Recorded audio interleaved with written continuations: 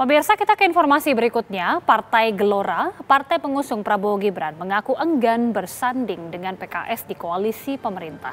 Partai Gelora menolak kehadiran PKS karena menganggap Partai Keadilan Sejahtera tak memiliki semangat yang sama mengenai keberlanjutan pembangunan.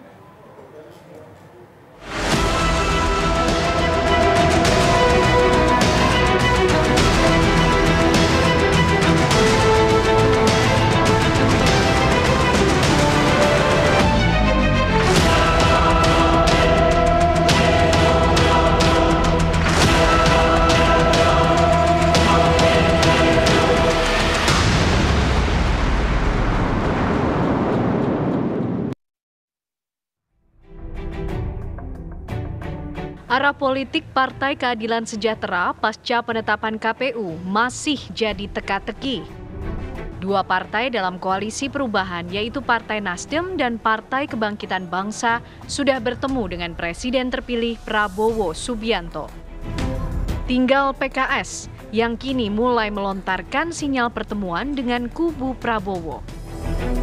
Sekjen PKS, Habib Abu Bakar Al-Habsyi mengaku partainya membuka peluang komunikasi dengan Presiden terpilih Prabowo Subianto. Bahkan PKS menyiapkan kader terbaik untuk memberikan kontribusi. Mau di dalam maupun di luar itu bukan hal yang sulit buat kami. Ya, artinya kami sudah terbiasa.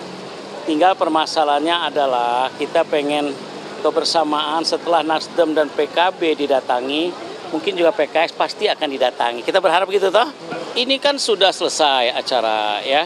Ke depan ini kan kita juga ingin berbuat untuk bangsa ya. Kita kan sudah pengalaman dua periode di kemarin di luar ya. Jadi kalaupun bisa ke dalam itu juga positif. Di luar juga dalam tugas dari dalam untuk keluar itu juga positif. Nggak ada masalah. Kita ingin berbuat lebih maksimal. Dan kita siap menyiapkan kader-kader PKS yang maksimal dan positif, baik dan profesional untuk berkontribusi. Partai Gelora yang sejak awal mendukung pasangan Prabowo Gibran secara keras menolak kehadiran Partai Keadilan Sejahtera atau PKS untuk bergabung dalam koalisi pemerintahan mendatang. Partai Gelora menilai narasi yang diusung oleh PKS sejak masa kampanye tak memiliki semangat mempersatukan bangsa.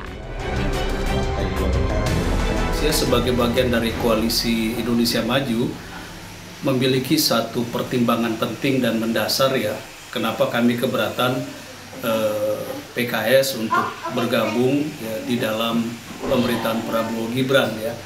Karena memang dalam beberapa hari ini terlihat ada statement dari beberapa petinggi PKS yang berupaya merapat ke pemerintahan Prabowo Gibran.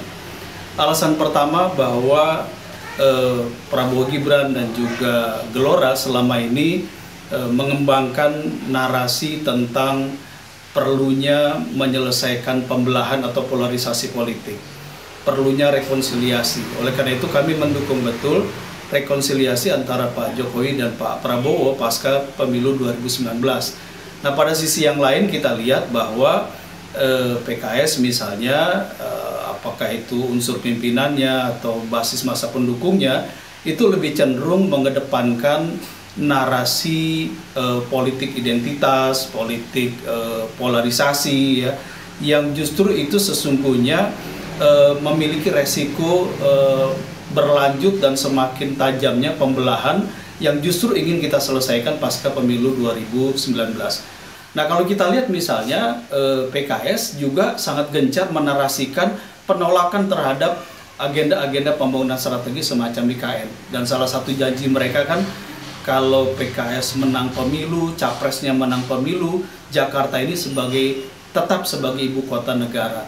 Nah, jadi kami melihat ada narasi yang kontraproduktif, yang sangat paradoks ya antara PKS dengan apa yang dibangun oleh Capres Prabowo Gibran dan juga Presiden Jokowi. Saya kira itu alasan-alasan yang sangat fundamental, yang sangat mendasar. Penolakan Partai Gelora mendapatkan respon dari salah satu petinggi PKS, Mardani Alisera. Dalam video di akun medsosnya, Mardani dan istri menyindir penolakan dari Partai Gelora tersebut. Oposisi apa koalisi? Aduh ya, dengar berita yang menolak PKS untuk koalisi. Aduh, terima kasih ya. Itu partai apa ya? Nggak lulus PT gitu loh. Takut disaingi ya, Masya Allah, tabarakallah, 0, sekian loh. Proposalnya kita sama Mas Anies beda dan visinya beda. Kalau saya oposisi, sehat kok. Sekalian kita jaga pemerintah biar betul-betul bekerja buat rakyat. Lalu, akankah langkah PKS yang membuka ruang untuk bergabung dengan pemerintahan Prabowo Gibran akan terjadi di tengah penolakan Partai Gelora? Tim TV One mengabarkan.